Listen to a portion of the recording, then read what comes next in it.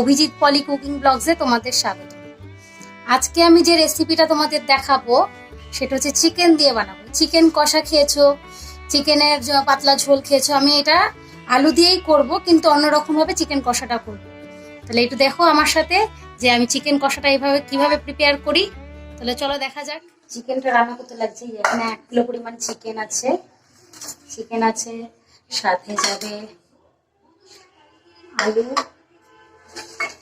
আর হচ্ছে এখানে লাগছে 3টে বড় সাইজের পেঁয়াজ, রসুন, টমেটো, একটা বড় টমেটো লাগছে, আর এখানে আদা বাটা, শুকনো লঙ্কা বাটা, আর এখানে হচ্ছে কাঁচা লঙ্কা বাটা আছে। আর শুকনো মশলার মধ্যে যাচ্ছে হলো হলুদ গুঁড়ো, নুন যাচ্ছে, আর হচ্ছে জিরের গুঁড়ো, এখানে 3টে ছোট এলাচ, আর এখানে একটু গরম মশলার গুঁড়ো আছে। তাহলে চলো রান্নাটা করা যায়। আমার চিকেন ধোয়াই ছিল, এবার চিকেন ধোয়ার পরে দেখবে একটা এক্সেস জল থেকে যায় অনেক সময়, ওই জলটা আমি নিংড়ে ফেলে দিচ্ছি। তারপরে আমি চিকেনের মধ্যে সামান্য পরিমাণে লেবু দেব, লেবুটা খুবই সামান্য থাকবে, লেবু খুব বেশি পরিমাণে না, একদমই অল্প দেব, এতে চিকেনের একটা নিজস্ব ব্যাড স্মেল থাকে, সেটা চলে যাবে। অনেকে এই গন্ধটার জন্য চিকেন খেতে পারে না। এবার লেবুর রসটা আমি ভালো করে মিক্স করব, 2টো দানা ছিল আমি ফেলে দিলাম। এবার সামান্য, খুবই সামান্য নুন দেব। এক্সেস নুন এই সময় দেব না, এক্সেস নুন দিলে চিকেনের মধ্যে অত্যাধিক নুন হয়ে যাবে, কারণ চিকেনটা যখন ঝোলে কষানো হবে তখন ওর মধ্যে নুন থাকলে সেটা ঢুকে যাবে। এবার একটু সামান্য লঙ্কার বাটা দিলাম। আমি বেশিরভাগ রান্নাতেই বাটা ইউজ করি, আমি কখনোই গুঁড়ো মশলা ইউজ করি না। এবার কাঁচা লঙ্কা বাটা দিলাম, আর একটু লঙ্কা বাটা দিয়ে দিলাম, লাল লঙ্কা। এবার ভালো করে নুন আর এই 2 রকমের লঙ্কা খুবই সামান্য করে কিন্তু ভালো করে মিক্সিং করে দিচ্ছি মাংসগুলোতে। এবার এটা মিনিমাম 5-10 মিনিট ম্যারিনেট করব, এর বেশি নয়। ভালো করে মাখিয়ে ঢাকা দিয়ে রেখে দিতে হবে।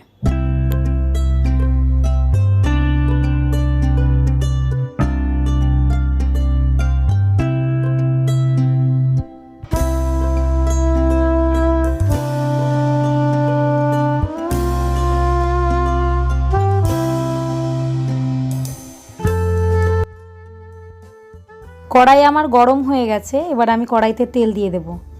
তোমরা রান্নাটায় দেখবে আমি কতটা কম তেলে মাংসটা করি। তেল আমার গরম হয়ে এসছে, আমি এবার আলুগুলোতে নুন আর হলুদ মাখিয়ে নিচ্ছি, সামান্য করে নুন হলুদ মাখিয়ে আলুগুলো আমি ভেজে তুলে নেব।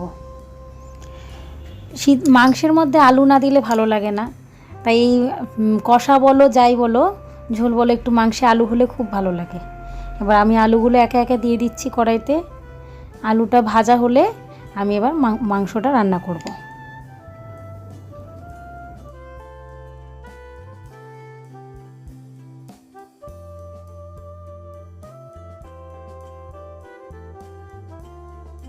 আমার আলু ভাজা হয়ে গেছে, এবার আমি ওই তেলের মধ্যে সামান্য একটু তেল দিয়ে দিচ্ছি।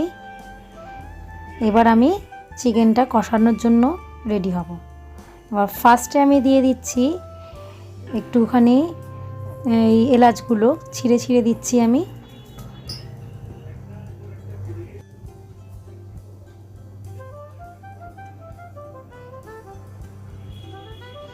এলাচটা দেওয়া হয়ে গেছে, এবার দেবো একটা তেজপাতা। তেজপাতাটা তোমাদের ইচ্ছে, আমার তেজপাতার ফ্লেভারটা ভালো লাগে, আমি একটা তেজপাতা দিলাম। এইবার দিয়ে দেবো হচ্ছে পেঁয়াজগুলো দেখো ঠিক এরকম ছোট ছোট কিউব কিউব করে কাটতে হবে, একদম ছোট ছোট মিহি করে, বেশি বড় কাটিনি, দেখেছো তো, একদম পাতলা পাতলা ছোট ছোট পেঁয়াজগুলো আমি কিন্তু একদম হাই ফ্লেমে ভাজবো।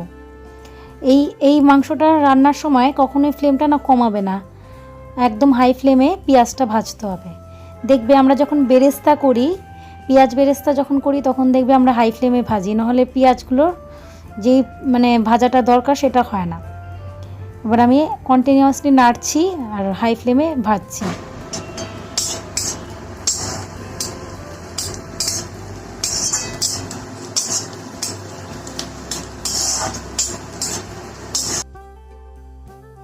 ও পেঁয়াজটা ভাজতে ভাজতে কন্টিনিউয়াসলি এরকম কালার এসছে। এবার আমি রসুন দিয়ে দিলাম, রসুন তোমার পরিমাণ মতন দেবে, আমরা যতটা রসুন ভালোবাসি ততটাই দেব, কারণ মাংসের না ফ্লেভার নিজের নিজের পছন্দ অনুযায়ী খেতে হয়। অনেকে রসুনের গন্ধ পছন্দ করে না, তারা অল্প রসুন দেবে। দেখো এবার রসুনটা দিয়ে ভালো করে নাড়াচাড়া করব।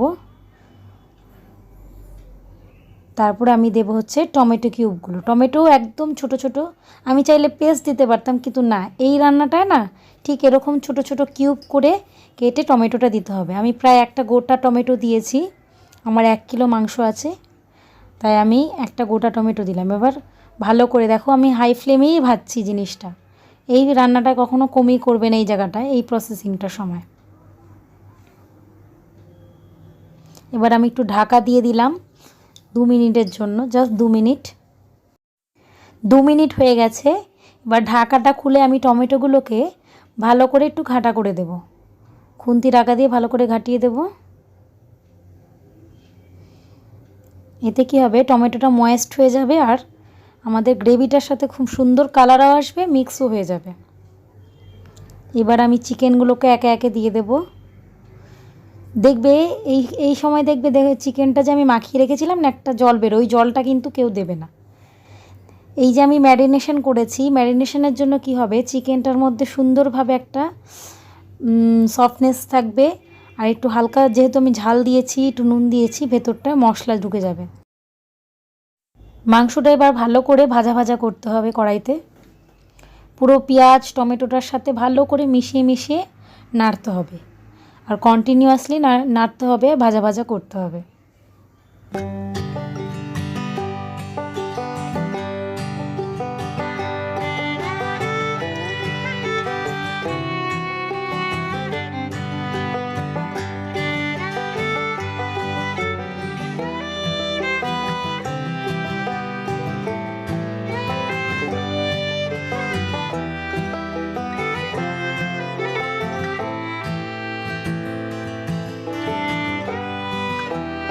এবার একটু ঢাকা দিয়ে দেবো 2-3 মিনিটের জন্য।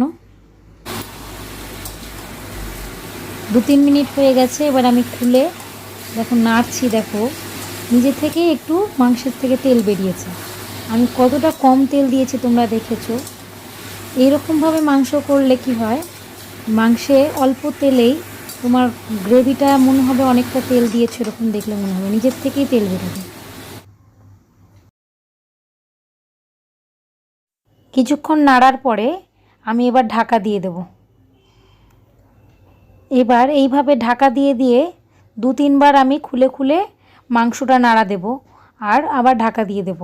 কারণ এই সময় কি হয়, ঢাকা না খুললে, একবারে যদি আমি ঢাকা দিয়ে দিই, তাহলে পেঁয়াজটা যেহেতু রয়েছে, পেঁয়াজ টমেটোর জন্য চিকেনটা লেগে যেতে পারে, কড়াইতে পুড়ে যেতে পারে। সে কারণে আমি বারবার একটু ঢেকে ঢেকে দেব, আবার খুলে নেড়ে দেব। এতে মাংসটা খুব সুন্দরভাবে সেদ্ধও হবে, আর আমার কড়াইতেও পুড়ে বা লেগে যাওয়ার এবার মশলা দেওয়ার পালা। এবার আমি ফার্স্টে দিয়ে দিচ্ছি হলুদ।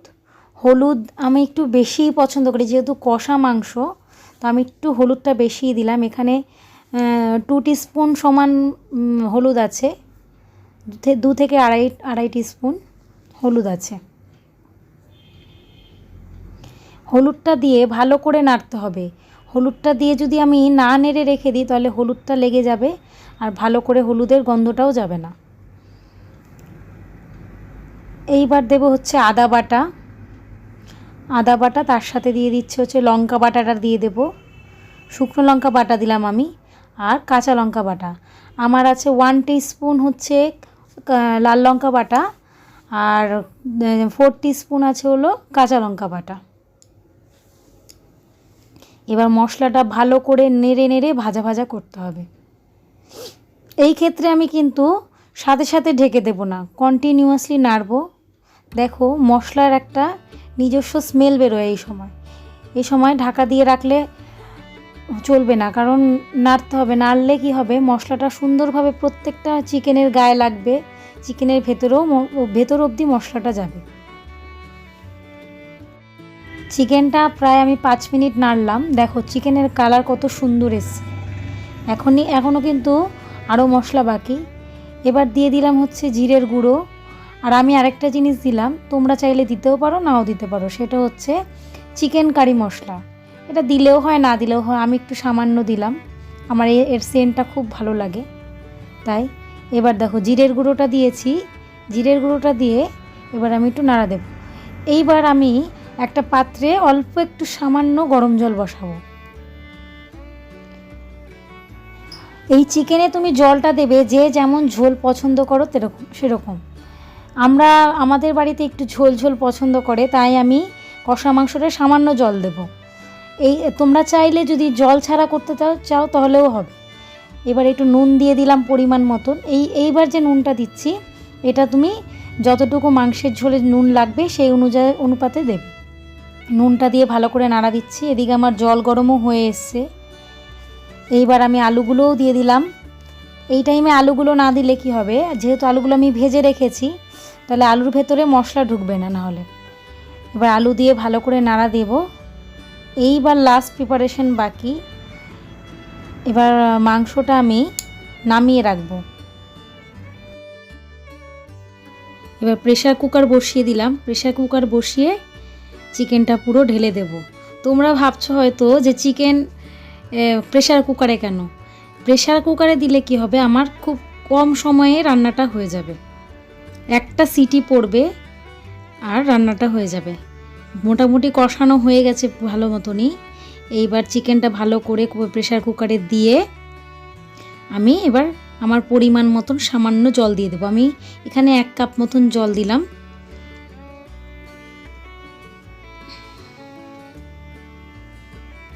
এবার আমি একটু ভালো করে নাড়িয়ে দিয়ে প্রেসার কুকারের ঢাকনাটা লাগিয়ে দেব।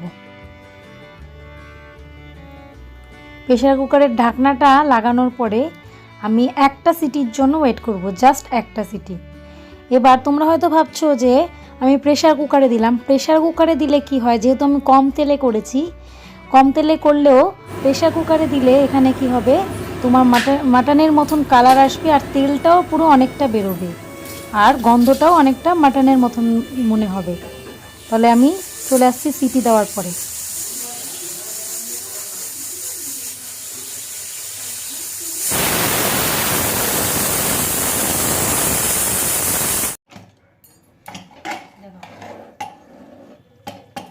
তাহলে আমার চিকেন কষা রেডি হয়ে গেছে, দেখে নাও কত সুন্দর গন্ধ বেরিয়েছে আর কালার দেখো, মনে হচ্ছে মাটন রান্না করেছি।